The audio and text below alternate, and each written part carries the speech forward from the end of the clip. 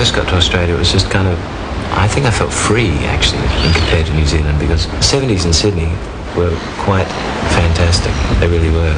This was a wide-open town in the 70s, and you just had fun. You could live for nothing and have a great time every single night and every single day.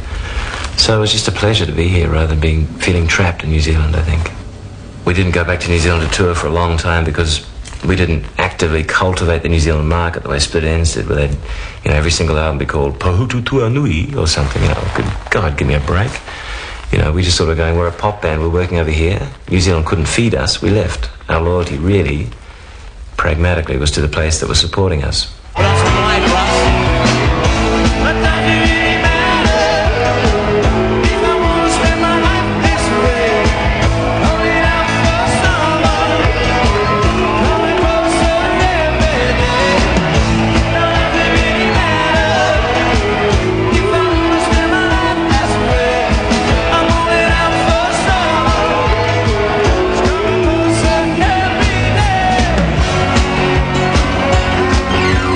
Moving to Australia, I guess, has meant to me in the long run is that it's allowed me to do more what I want to do with my life. Selfish thing, but it's, I can live in the circumstances I want to.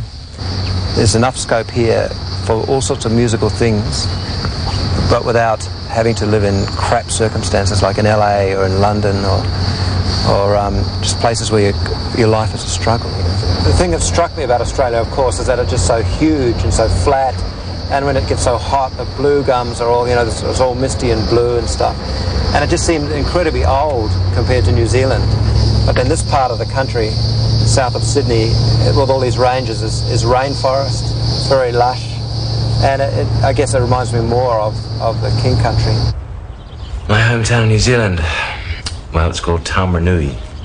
Fairly rugged and inaccessible sort of area. I remember growing up there, it being a very great place to grow up. It was really safe and really secure.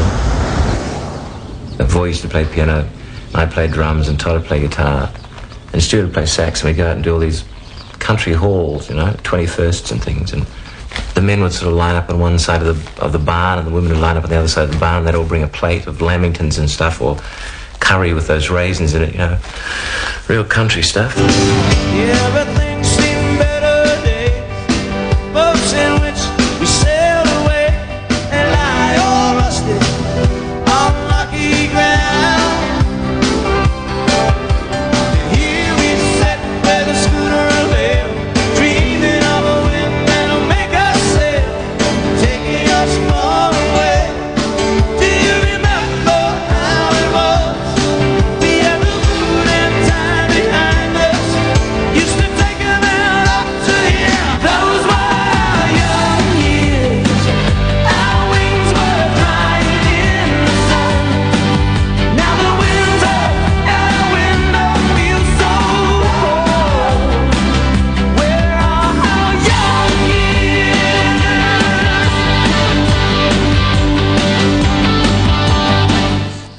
It became more and more obvious to me that I was sort of, very isolated musically. And practical stuff too, there was no one you could go, there were no bands you could go and see to find out how things, you'd wonder why your band didn't sound like bands on records, and then you realise, we haven't got a bass player, stuff like that.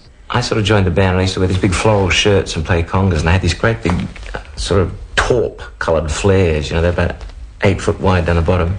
I used to hide behind the congas and go, and sing in a really small voice, because I thought perhaps if I sing really small and play the congas, no one will notice me. That went on for a while. We sort of developed a stage act where we used to paint our faces and cut up a big box of Weet-Bix on stage, because one of our songs was called Weet-Bix and was thematically, it was cool, We just had to get out, we were going around in circles, things were stagnating, so we just told everybody that we were leaving. I came over and checked it out. I went back and told the band that I think it'd be great if we went to Australia. We sold our gear, put our little stack heels, our widgie clothes, the Joan Crawford wedgies into a tea chest, and came to Australia. We got off at Kingsford Smith and were met by a lady called Di Edwards, who worked for Polygram Records that we were signed to in New Zealand. And she shoveled us into a boarding house and said, "Good luck, kids." New Zealand is basically, in my experience, a barbaric place, There's that undercurrent of violence, and there's that undercurrent of Maori pride, mana, and strengthen people. So by the time someone has decided that they want to do a certain thing that they can't do in New Zealand, they're utterly set on their course. They're monomaniacs. By the time they get out of New Zealand to a different country, they're going, I'll take that, I'll have that, and they smash through a whole lot of doors and barriers that people that were born in this country, or in America, for example, would go, oh, I can't do that.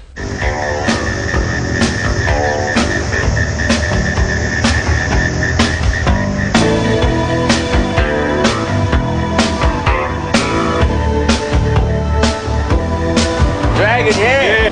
They're a very good live band. Yeah, we've kind of grown up with them. They've been around a while. So. she's followed Dragon since I was big. She's ring the band. Great, fantastic, really good. They're good singers, good music. We enjoy them. Oh, I love them. I might just go and see them. I didn't know they were on even.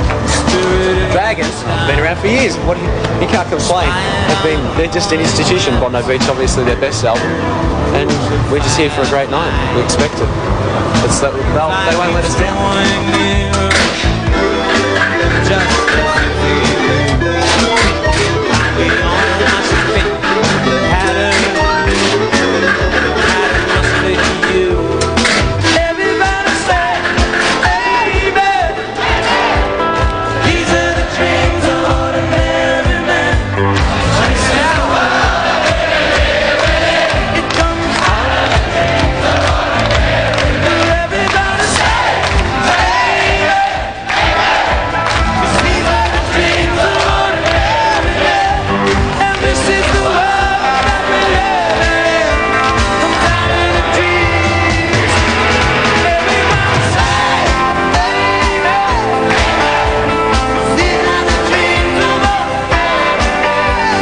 We wanted to be a pop band, we love pop music, and no one could write pop songs, so we got Paul over, who was a great pop writer, fantastic, and things just got worse and worse, basically, until it ended up that we were playing in a wine bar in Camperdown in Sydney. And the guy that ran the wine bar used to make a huge pot of boiling, smelly mints, because in those days if you served drinks you had to give people food. It was part of the licensing laws. It was next to a nurse's home, and he said, boys, you get $1 a head every time a nurse walks in. We said, great. He said, if nobody walks in, you take the mints. So for about 5 months we walked home every night to Bondi with these huge plates of steaming, stinking mints. Which was good. I mean, we ate. It was fabulous. We were saved from there by a guy called Peter Dawkins, who was also a New Zealander, who was a record producer for CBS Records. He brought Dick Asher, who was the head of CBS International, to the little wine bar. He picked him up straight off a flight from America, and this guy was so tired, we were playing away. That night we played, we didn't have the bottom half of our PA system, so Ian had these little horns, and the voices were going, just only the top frequencies of the horns coming through. And this guy was asleep, this guy Dick Asher. He had his head down like this, he had his drink here, and he was going, and we played the whole night, and then Peter went, what do you think, Dick? He said, sign them! Dragon office. Oh, hi, Todd, how are you doing? Hang on a second, what's the first drive, dude? To Warrnambool. Warrnambool. We phoned through our accommodation breakdown. Cool, we'll change the flight. Bye. The 3 gigs in Perth, they're on? Yep, they're on 27, 28, 29th of January. There's the update. Thank you. We toured all the time worked actually. I just remember it being a struggle from mid-1975 through to about 1979.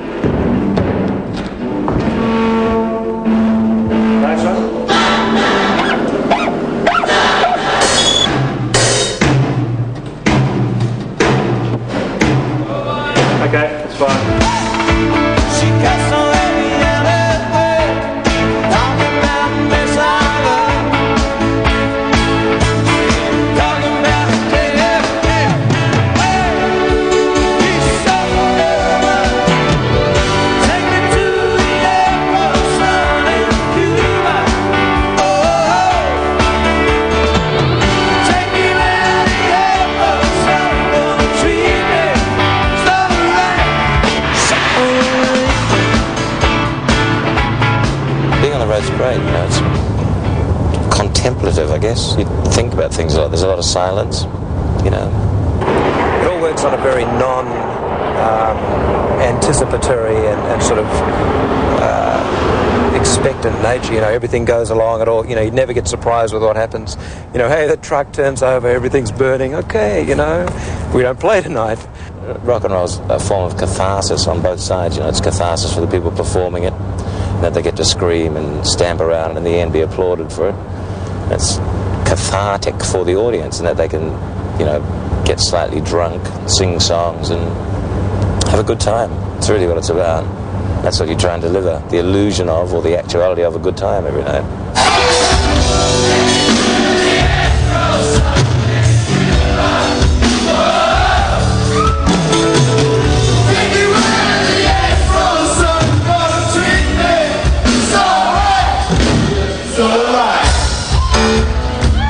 When we first started earning money, I guess we were kind of oblivious to it, really.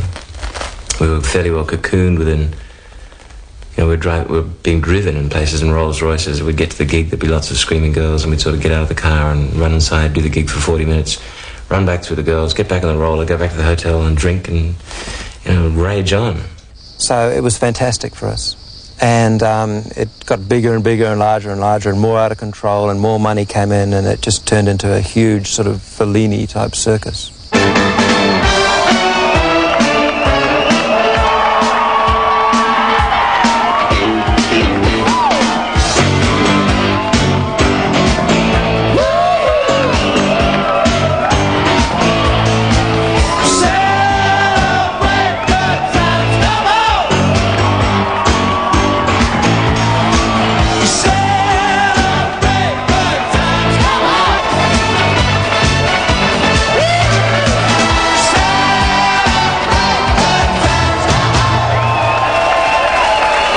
Was quite perfect in its early history in the late 70s, because we just did exactly what we wanted to do. You know, people can't act that way anymore. You can't be that rude and you can't be that outrageous. You know, hoteliers have grown tired of it and the general public won't accept it. But still then, you could do whatever you wanted to do. So we were very lucky. We kind of got on the tail end of that anarchic sort of, yeah, we're going to do what we want. We went to the States and screwed it up magnificently. And you know, until the band broke up, where we were just totally exhausted and we'd had it and we just weren't interested anymore. It was just this huge roller coaster ride that started, you know, on a small scale, of course. This is Australia, New Zealand. And finished in the gutter.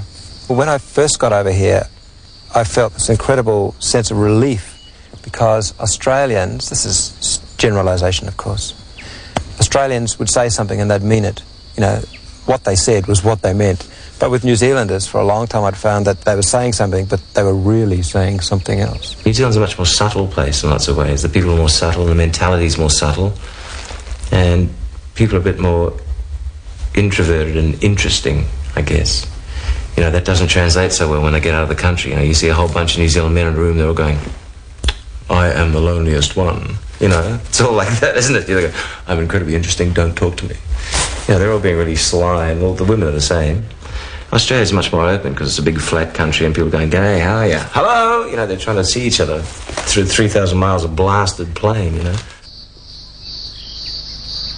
The return tour was fantastic. And then it just kept going, you know. I mean, we made a few records and Rain became a hit. And then the people in the band changed, and it just became a fact of life rather than something that used to be in, you know. The Bondi Beach concert, the Turn Back the Tide concert, started because Todd and I were making the album up the road in Bondi. We'd come down here every day and have a cup of coffee and see the junk, the muck from the sewers floating out to sea. So we thought we'd get a truck, stick it down by the beach and get some people to collect money and have a couple of bands playing. And it grew and grew and grew. We got free PA, free lights, free staging. In the end, there were about 200 organisers, and we thought maybe if we're lucky we'd get, you know, 10,000 people. Thank you, Sydney! Keep it clean! You got a great guy ahead of you. Bye-bye!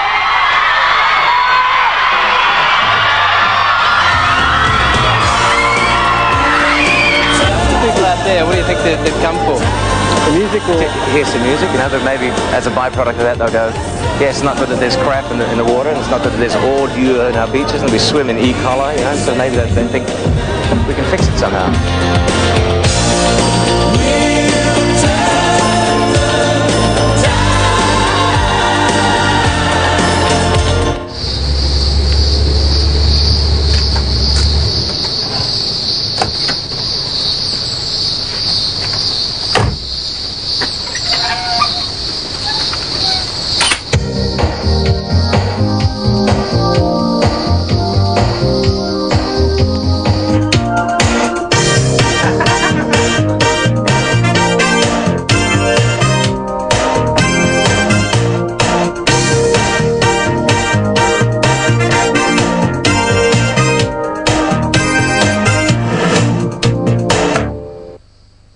We moved from the city because we weren't getting anything done in terms of writing. We just couldn't write. We had lots of friends who were great, but you know, friends take up a lot of time. Our business was just crowding in on us. We thought, to hell with it, we've got to get out of here. So that was one of the reasons. The other thing was children, you know, just growing up amongst killers, monsters, car fumes, sirens, smog, garbage, everything, you know.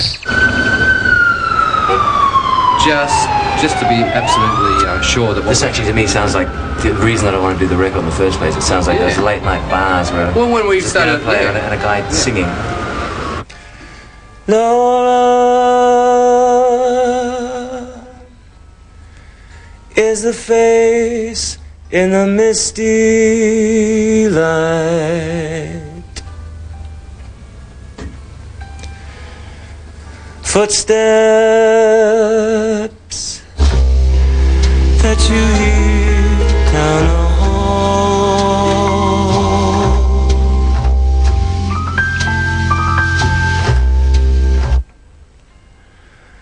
The laugh that floats on a summer night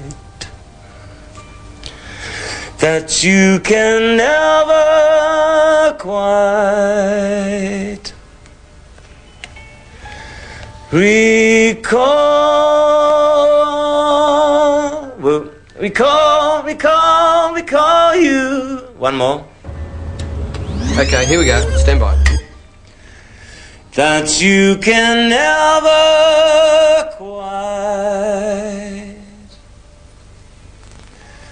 recall.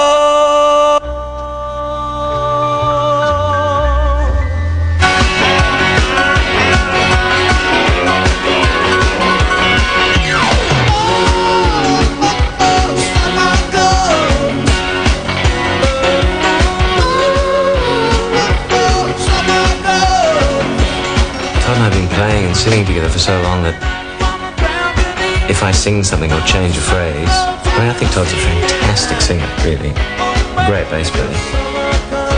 I don't even have to signal it to him. He just sort of knows something.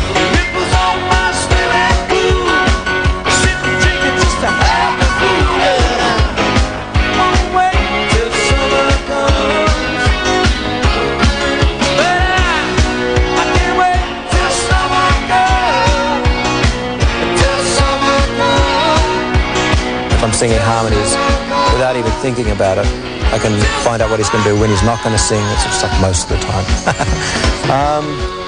But you know, it's an unspoken thing. You know, you don't analyze it, you don't sort of agonize about it, you don't.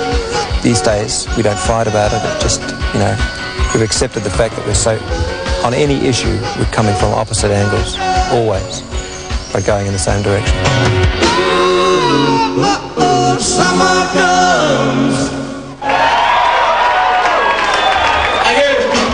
I feel annoyed. I feel really pissed off that there's all that crap happening between Maoris and between New Zealanders. You know, when I grew up, people like that. Now it's like, I'm this and I'm this. I hate that. It's so stupid. And if people left New Zealand and travelled around the world, they go, we don't have the luxury of, we don't have the time left to be able to squabble like this anymore. You know, the rest of the world is in such a bad state that people are going to come and buy New Zealand, and all these concerns about who owns what, they're just going to be academic. It's pitiful, actually, that people are that stupid still. I'll always feel like a New Zealander. That's cross I have to bear. It's just something that's, you can't change that. Oh, I can't. And I've always got this incredible fondness for New Zealand, but I'll never be able to live there, I don't think. It just, when I get to New Zealand, this fog descends on my head. Take me to the airport.